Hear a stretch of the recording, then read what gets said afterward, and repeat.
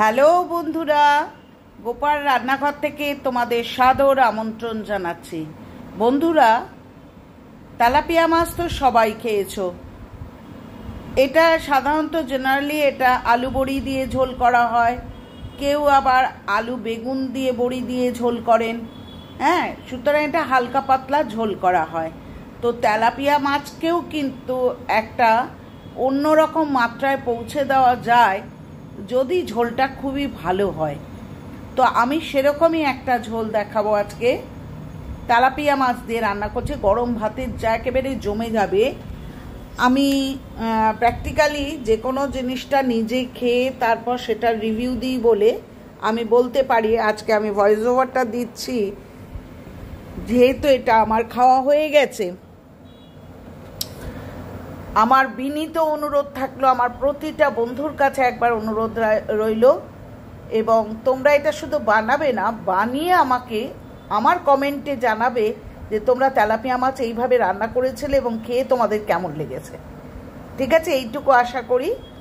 তো এর জন্য আমি বেশ কটা তেলাপিয়া মাছ নিয়েছিলাম, অর্থাৎ 6টার মতো তেলাপিয়া মাছ নিয়েছিলাম। কিচ্ছু কঠিন নয়, অত্যন্ত সোজা একটা রেসিপি। শুধুমাত্র কোন মশলাগুলো ব্যবহার করছি এবং কোন সময় কোনটা ব্যবহার করছি সেটা একটু দেখে নাও, তাহলে এটা কোনো ব্যাপারই না। তো এই তেলাপিয়া মাছটা আমি কিভাবে করছি দেখো। প্রথম হচ্ছে দেখো, 2 চামচ মৌরি নিয়েছি, 1 চামচ জিরে নিয়েছি, 1 টুকরো আদা নিয়েছি এবং 2টো কাঁচা লঙ্কা নিয়েছি। এটা প্রথমে মিক্সিতে পেস্ট করেছি, কিন্তু একটু ঘষা ঘষা মতো হওয়াতে আমি এটা শিলনোড়াতে খুব ভালো করে পিষে নিয়ে এসেছি।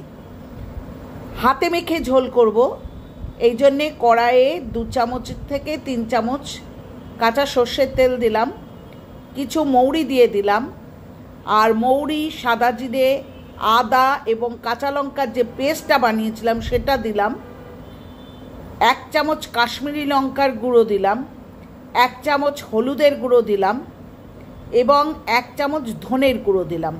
জিরের গুঁড়ো দেব না, কারণ আমি তো জিরে মৌরির সাথে পেস্ট করেই নিয়ে এসেছি, তাই নয় কি? আর আমি আলাদা করে 6টি তেলাপিয়া মাছই নুন হলুদ দিয়ে ম্যারিনেট করে রেখেছিলাম।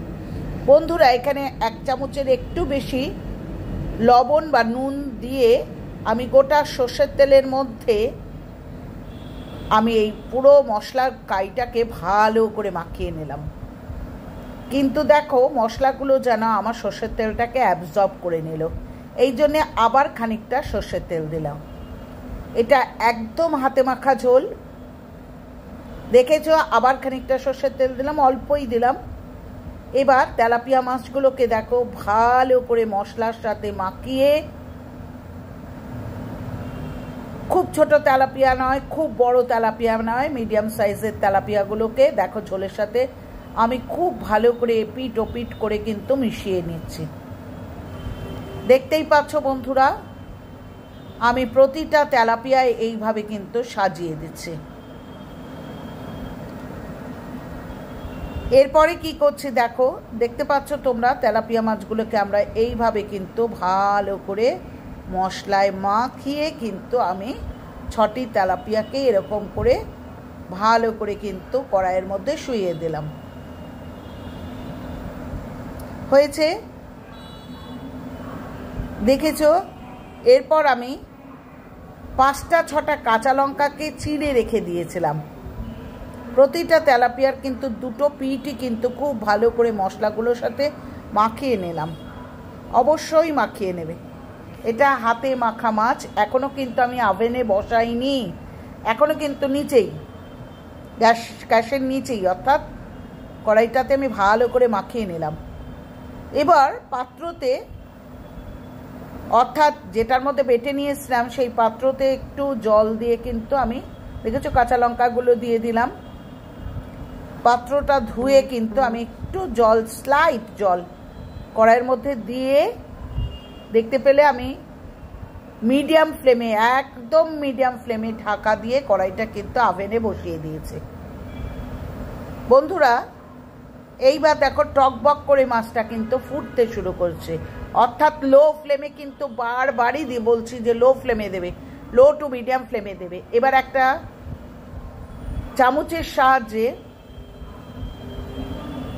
আমি কিন্তু মাছগুলোকে যে সাইডটা ছিল সেই সাইডটা থেকে কিন্তু উল্টে দিলাম, অর্থাৎ প্রতিটা মাছেরই কিন্তু সাইডটা চেঞ্জ করে দিলাম। কোনো রকম জলের ব্যবহার কিন্তু আমরা করব না। আবার কিন্তু ঢাকনাটা চড়িয়ে আমি বেশ কিছুক্ষণের জন্য বসিয়ে রাখলাম। দেখো তৈরি। তবে দেখতে হবে যে মাছের দুটো সাইডই কিন্তু ভালোভাবে সেদ্ধ হয়ে গেছে কিনা, নাহলে কিন্তু দুটো সাইডই ভালো করে সেদ্ধ হতে দিতে হবে। আমি আবারও বলছি যে কোনো রকম জল ইউজ করো না, অর্থাৎ ঝোলের কোনো প্রয়োজন নেই। এটা একদম শুকনো গামাখা হবে, গরম ভাতে জাস্ট ফাটাফাটি লাগে। কেউ যদি আবার কাঁচা সর্ষের তেল খানিকটা দিতে চাও তাহলে নামানোর আগে একটু ওপর থেকে কাঁচা সর্ষের তেলও দিয়ে নিতে পারো। হয়ে গেল। এবার যদি তোমরা বলো যে এটা কি ঝোল, আমি বলবো এটা পুরো মৌরি বাটা নয়, এটা আদা, কাঁচা লঙ্কা, মৌরি এবং সাদা জিরের একটা সংমিশ্রণে অর্থাৎ বাটার ঝোল। একবার করে খেও, তারপর তোমরাই কমেন্টে আমাকে লিখে জানিও কেমন লাগলো তোমাদের। তো আজকে আসবো তাহলে, খুব ছোট্ট রেসিপি, খুব ছোট্টভাবে দেখে নিও। এবার বলি পুরনো বন্ধুরা, তোমরা যেরকমভাবে সুন্দর সুন্দর কমেন্ট করছো, যার জন্য আমাকে প্রত্যেকটা রান্নাকে এক্সপেরিমেন্ট করে করে মাথা থেকে বার করে করে কিন্তু করতে হচ্ছে, এবং প্রত্যেকটা সাকসেসফুল।